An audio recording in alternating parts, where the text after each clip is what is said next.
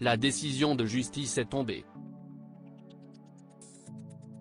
Le 10 février dernier, Pierre Palmade a causé un terrible accident de la route en Seine-et-Marne alors qu'il était sous l'emprise de cocaïne. 3 personnes ont été gravement blessées, et l'une d'elles a perdu l'enfant qu'elle portait.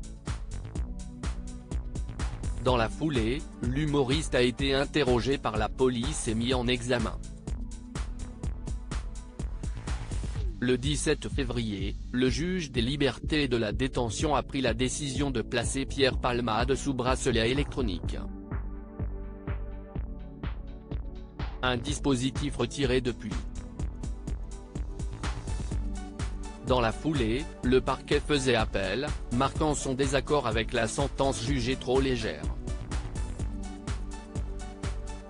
C'est vendredi 24 février, à 9 h, que Pierre Palmade comparaissait devant la chambre de l'instruction de la Cour d'appel de Paris.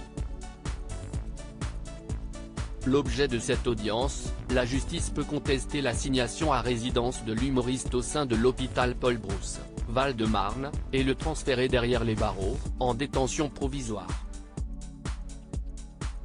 Lundi 27 février peu avant midi, le tribunal a tranché, Pierre Palmade va être placé en détention provisoire.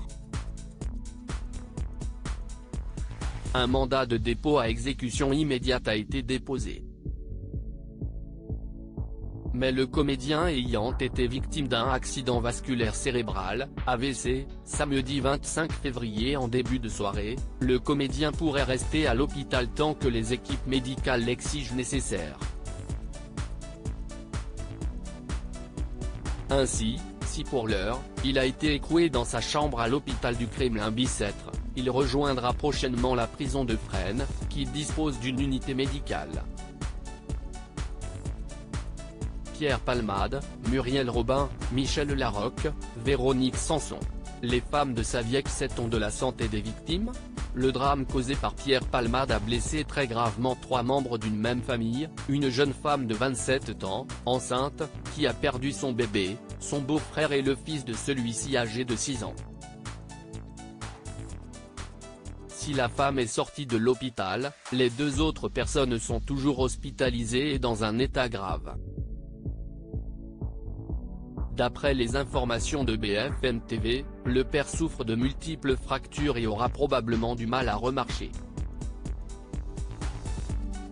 Là où son fils, qui était assis à l'arrière du véhicule, aurait des vertiges et serait encore sous le choc psychologique.